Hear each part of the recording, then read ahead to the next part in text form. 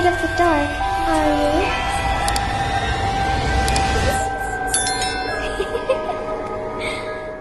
Hi, Assalamualaikum semua orang. Kamarina Hasim here. I hope you are in a good mood today because it's a good day to have a good day. So, hari ni kembali lagi kita di segmen Creepy dan Kama nak cerita dengan korang part 3 tentang terungkainya misteri di dalam rumah Kama. So, hari tu part 1 Kama dah cerita tentang macam mana kita orang boleh terfikir nak pergi berubat, macam mana pertemuan kita orang dengan ustaz tu, dan part 2 tentang kita orang nak buang segala main dia, ibu saka semua tu dekat kampung ya, which is dekat Melaka. Dan seterusnya adalah tempat terakhir, which is dekat rumah Kama sendiri. So tanpa membuang masa, jom kita baca doa dulu. Mohon perlindungan dari Allah dari gangguan-gangguan syaitan. A'udzubillahi minasyaitonirrajim. Bismillahirrahmanirrahim. Rabbi a'udzubika min hamazati syayatin wa a'udzubika rabbi an yahdurun. Wahai Tuhanku, aku berlindung kepadamu daripada bisikan-bisikan syaitan, dan aku berlindung juga kepadamu wahai Tuhanku daripada kedatangan mereka kepadaku. Amin ya rabbal alamin.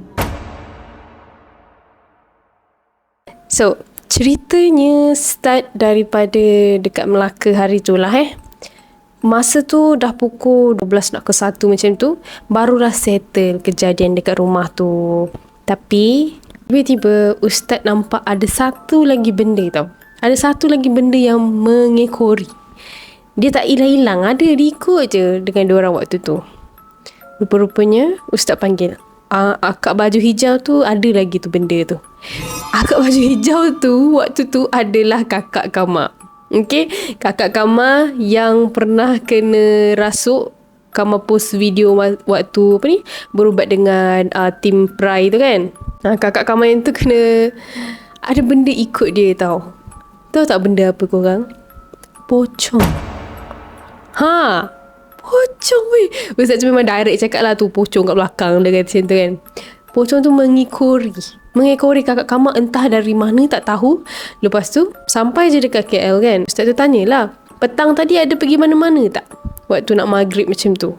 So orang fikirlah, petang tu kan waktu diorang nak on the way ke Melaka kan. So time tu diorang dah sampai dah. Lepas tu diorang katalah, oh ada, kita orang pergi Mr. DIY. Lepas tu ustaz tu tanya, Mr. DIY tu kat situ bangunan dia ada 2 tingkat ke? Bangunan 2 tingkat, ada pokok kat tepi. And then orang kata, tapi tak perasan lah pokok apa kat tepi tu. Tapi memang ada lah macam hutan-hutan pokok macam tu. Berupanya waktu tu ustaz tu suruh bawa botol kaca dengan penutup kayu untuk tangkap jin, masukkan dalam botol tu. Tapi ustaz tu bagi tahu last minute. So diorang macam tak tahu nak cari kat mana botol kaca macam tu. Jadi diorang try lah cari dekat Mr. DIY. So ustaz kata benda tu, pocong tu mengekori kakak Kama ni sejak daripada situ. Tempat dia bukan kat Mr. DIY, tapi tempat dia dekat pokok bersebelahan dengan bangunan Mr. DIY. Ustaz tu tanyalah, suka make up ke? Ada jadi mak andam ke kan? Kakak Kama kata tak, tapi kita orang semua mengiyakan yang kakak Kama ni memang suka make up. Tangan dia ni tangan art tau. Dia pandai make up, cuma dia tak adalah buat job muar apa semua tu. And then ustaz tu kata patutlah benda ni, which is pocong ni, dia tertarik dengan orang yang berdandan, suka make up. Wih takut. Lepas tu korang tahu tak apa yang scary-nya? Ustaz ni pergi gambarkan macam mana wajah pocong tu. Dia berbungkus lah of course, tapi muka dia macam muka terbakar. Kemudian ada macam darah-darah, which is kulit dia tu macam terkopek macam tu, dan mata dia terbonjol keluar.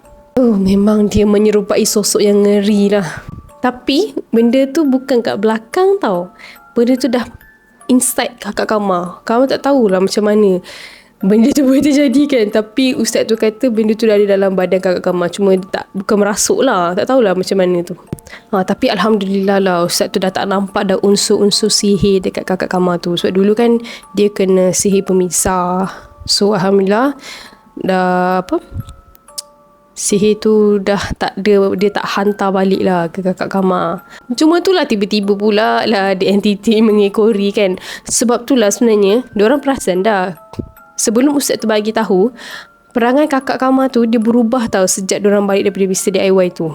Diorang cerita waktu dalam kereta masuk je lepas misi DIY tu, dan kereta dah datang migrate kan. Diorang nak ke rumah kat Melaka tu lah. Dah jumpa lah botol kaca bagai tu. Tiba-tiba kakak Kamal punya perangai ni macam panas je. Dia punya perangai tu panas, dia faham tak? Dia asyik nak marah, ada je benda tak kena. Dia siap tengking orang kan, suruh diam lah apalah. Dengan masalah anak-anak dia sikit je, dia dah jadi macam panah baran. Asyik nak marah je. Dia sendiri tak sedar benda tu, tapi dia tahulah dia marah kan. Tapi orang sekeliling dia tu semua perasan yang kakak Kamal ni tiba-tiba berubah. Rupa-rupanya benda tu, so diorang semua macam, oh ada efek juga walaupun benda tu mengkorek, ada efek juga kat kita. Yelah sebab benda tu membawa aura negatif tau. Benda tu membawa cas negatif. So benda-benda negatif lah keluar dekat kita, which is panas baran, nak bergaduh apa semua. So berbalik kepada kisah di KL. Pasal pocong tadi dah settle lah. Ustaz tu dah keluarkan and dah pagar lah diri kakak Kamal ni.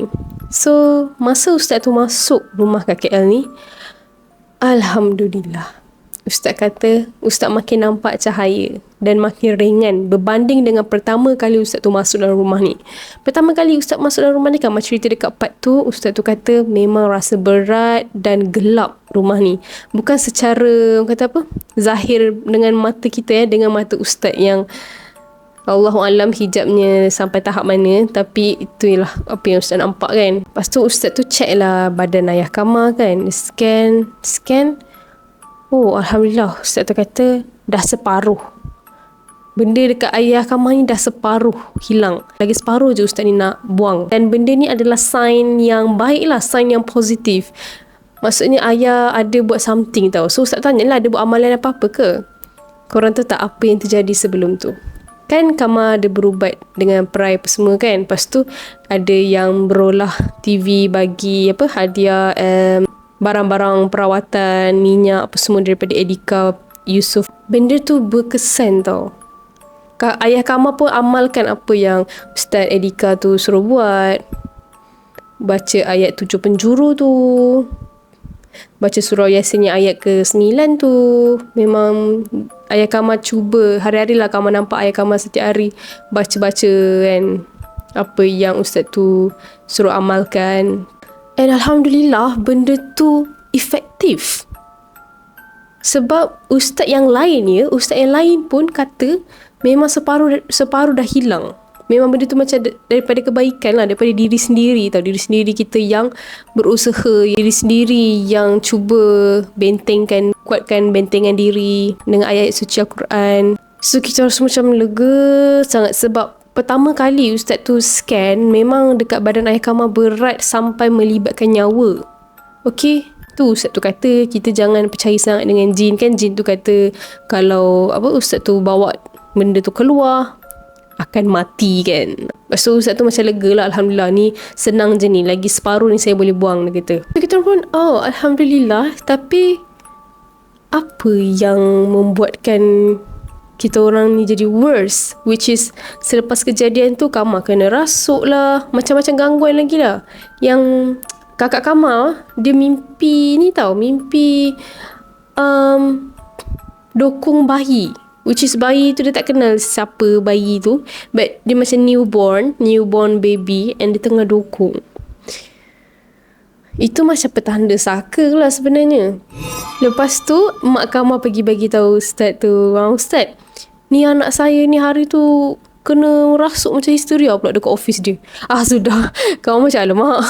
Masa kamu jadi cuak lah kan, nak kena scan pula risau. Lepas tu ustaz tu suruh duduk dekat sebelah. Ustaz tu nak scan kan. Kau tu tahu ustaz tu kata apa? Ustaz tu kata ustaz dapat rasa ada unsur-unsur sihir dekat Kamal. Sudah, Kamal dah fikir siapa pula nak sihir aku ni. Tiba-tiba ustaz tu tanya, dekat office tu ada yang kena sihir ke? Kamu pun cakap lah, sebab kamu tak bagi tahu lagi. Waktu Kamal kena rasuk tu kan, dekat dalam office tu kan ada 3 orang. 3 orang yang kena rasuk. Kamal ada cerita sebelum ni kat YouTube kan. Dan salah seorang akak tu memang disihir. And ustaz tu bagi tahu ciri-ciri akak tu, badan dia macam mana, tinggi dia macam mana. Memang betul. Lepas tu Ustaz tu kata, awak kena tempias sihir ni. Ada ikut dia ke? Rapat ke dengan dia? Kamu apa ceritalah serapat mana, taklah rapat sangat, tapi pernah lah lunch together apa semua. Lepas tu Ustaz tu kata, tak ikut dia pergi berubat kan? Jangan ikut dia pergi berubat, sudah. Rupanya kalau Kama ikut akak tu pergi berubat, Kama kena teruk. Kena tempias tu teruk. Macam how can aku kena tempias sihir orang lain kan? Rupanya Ustaz tu kata, ada something lagi yang Ustaz ni nampak tapi tak tahu tau. Tengah mencari lagi, tengah mendapat vision tu lagi. Sekali Ustaz tu nampak, ni bukan dia seorang ni yang kena mandi limau. Semua anak perempuan kena mandi limau. Saya nampak aliran tu pergi ke semua perempuan, anak perempuan. Dan dia ni, Ustaz tu tunjuk Kama, pemberitahu. Kama ni pemberitahu sekiranya ada sihir. Sebab itulah benda tu macam masuk dalam badan Kama, nak bagi tahu ada sihir. Lepas tu Ustaz tu kata, kiranya dia ni macam orang tengah, Kama ni orang perantaraan, tapi risiko dekat dia lah, kesian badan dia. Ustaz tu kata, masalahnya sebelum ni tak pernah tau. Ni first time dah lah sihir orang lain kan, bukan keluarga Kama. Sihir orang lain pula yang dia nak bagi tahu. Tapi macam tu lah, Kama ni jadi pemberitahu. Kali Ustaz tu nampak aliran tu, yang dia kata aliran tu daripada mak kita orang. Itulah plot twist yang terbesar korang. Selama ni kita orang fitnah jin dekat ayah. Okay, jin ayah yang saka-saka dia tu.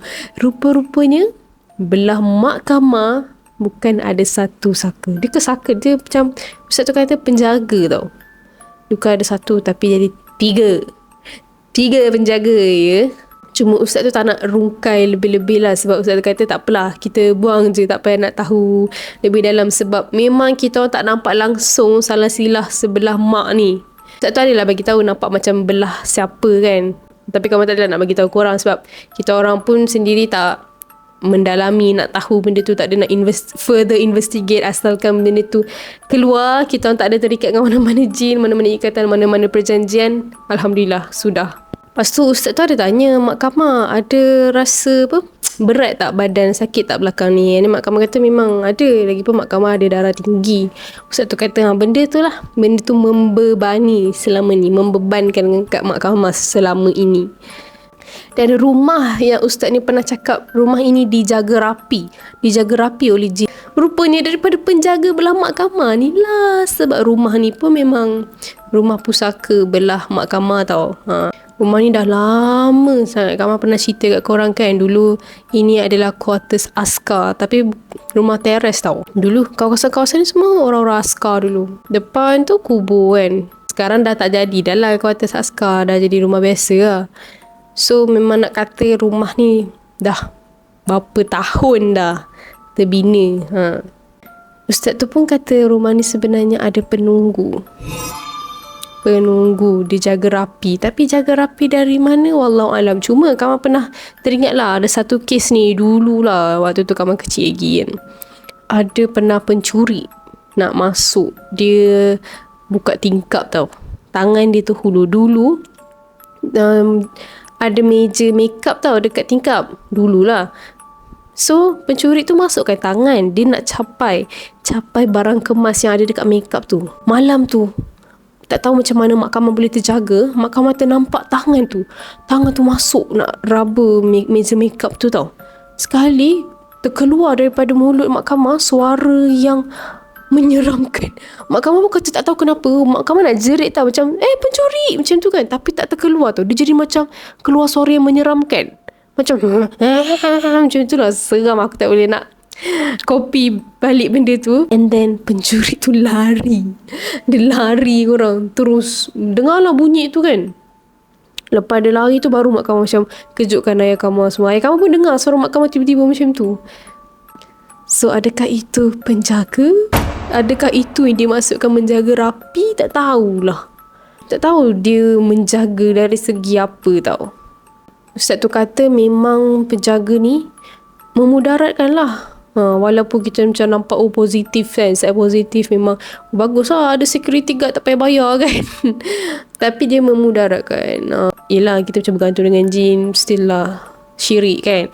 So Ustaz tu kata benda ni memang dia keturunan juga.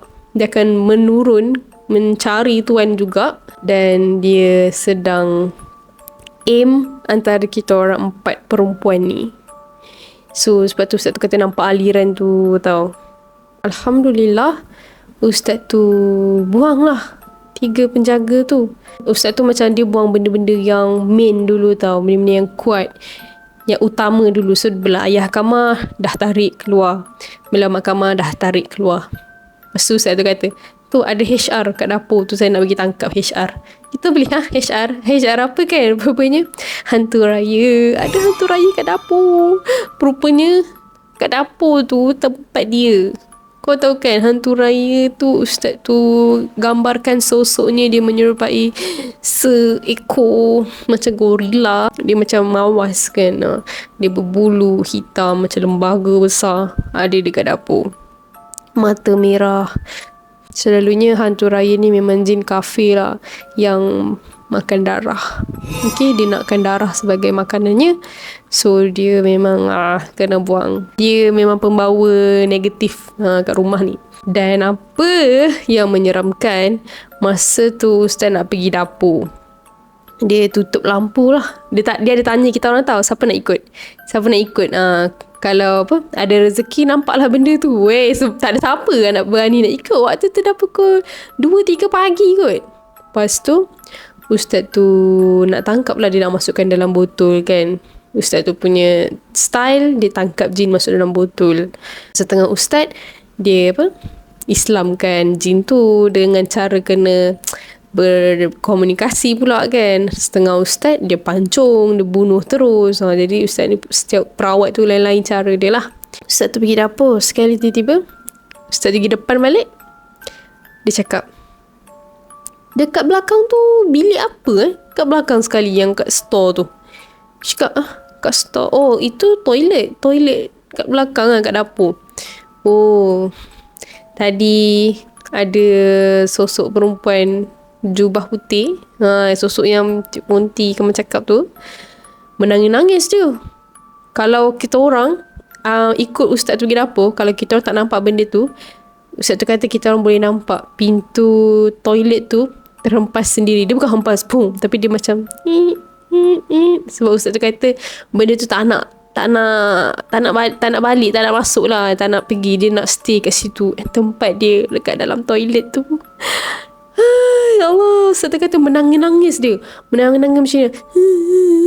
Masa Ustaz cakap, diorang semua pandang kamar. Sebab cara Ustaz tu menangis sama macam kamar menangis masa kena rasuk. Like 2 times. Satu dekat office kan, satu lagi yang dulu-dulu waktu kamar pernah cerita dekat sini yang pasal perasaan tu kan. Kamar sedar, tapi macam diorang kata suara kamar macam mengilai, menangis yang berterusan tu. Sebiji kata. Tiba-tiba boleh relate pula sekarang kan. Macam patutlah waktu aku tiba-tiba jadi macam tu, aku kurungkan diri dalam toilet tu. Kamar kunci tu memang kurungkan diri dalam toilet tu sampai terbaring kat atas lantai tu. And benda tu lah sebenarnya yang menambah-nambahkan perasaan kesedihan tu. Tapi dia macam tak kuat pula. Ustaz kata menangis-nangis. Lepas tu Ustaz tu panggil dia sini. Dia datang, pop, Ustaz tu tangkap masuk dalam botol. Memang dia main-main dekat pintu bilik belakang tu. Pintu bilik belakang pula, pintu toilet belakang tu. Lepas tu Ustaz tu tangkap HR, hantu raya. Satu lagi adalah nenek tua. Nenek tua tu, Ustaz tu kata dia dapat vision macam orang meninggal tau. Kita fikir orang meninggal. Fikir. Oh, rupa-rupanya nenek tua ni berasal daripada seorang nenek tua yang dah meninggal. Itu saka dia. Siapa? Bidan yang dulu pernah buat ayah kamar upah dia untuk mengurut. Ayah kamar pernah upah dia untuk mengurut mak kamar selepas berpantangan, time berpantang. Kamu pernah cerita dulu, tapi kamu cerita je lah balik semula. Makcik tu dah tua, tapi dia punya pakaian pakai baju kebaya warna merah, cantik, pakai gincu merah, makeup, sanggul. rupanya dia tahu dia dah nak mati. So dia nak lepaskan dia punya saka tu kat mana? Dia lepaskan dekat sini. Dan saka tu masih ada lagi rupanya korang. Saka tu pernah rasuk arwah nenek Kama tau. Dia pernah rasuk. Dan pernah bergaduh lah.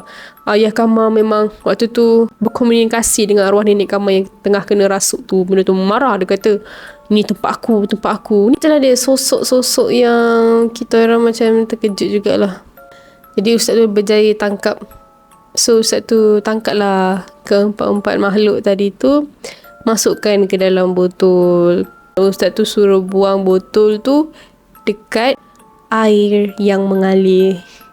Sungai ke laut ke yang mengalir. Seram. So korang patutlah, banyak petua kan kata, pesan-pesan orang tua kata, kalau mandi sungai, mandi laut, tempat-tempat macam tu, jangan sesekali ambil barang-barang yang bukan kepunyaan kita. Dan kalau dari segi botol tu, korang jangan pula pandai-pandai nak buka benda-benda macam tu lah. Botol lah, jar ke apa ke. Kalau buka, memang benda tu pergi dekat korang. Senang cerita, jangan usik langsung lah kalau korang pergi tempat-tempat macam tu. So kau macam, oh macam tu rupanya proses dia kan. Lepas tu ustaz tu adalah cerita, kata sebenarnya ustaz ni pun macam tak sangka tau. Ustaz tu sendiri kata macam ustaz ni tolong kita orang punya family ni seolah-olah macam lorongan daripada Allah lah. Allah bagi laluan tu macam tu. Sebab memang kebetulan ustaz tu tengah free nak ke Melaka macam tu. Dan ustaz tu pun nak pencen juga. Lepas tu ustaz tu kata dia selalu dapat pesakit-pesakit yang macam ustaz ni kira dia jadi last choice. Dia selalu jadi last choice dekat pesakit. Kiranya setengah pesakit tu macam dia dah give up kan. Macam dah lah saya tak nak berubat dah. Saya dah penat macam-macam jenis macam-macam ustaz dah saya jumpa. Macam-macam tempat Darusshifa ke apa semua dah pernah. Sekali jumpa dengan ustaz ni, alhamdulillah settle kan. Bukan nak cakap ustaz ni sebabnya kan. Cuma itulah dia jadi asbab lah kan, perantaraan. So ustaz ni selalu jadi last choice ke orang lain lah. Apa-apa pun kita orang memang lega sebab benda tu settle. Cuma kalau tentang sihir tu, memang ustaz tu kata benda tu boleh datang kan. Orang manusia buat benda-benda tu kan. So ustaz tu pagar rumah ni. Dan juga kita orang sendiri, penghuninya sendiri kan juga pagar diri. Jadi adalah amalan-amalan yang ustaz tu suruh amalkan. Mandi limau. Lepas mandi limau tu memang terasa segar. Limau tu just ni je, limau purut kan. Limau yang macam dia punya luar tu macam kedut-kedut.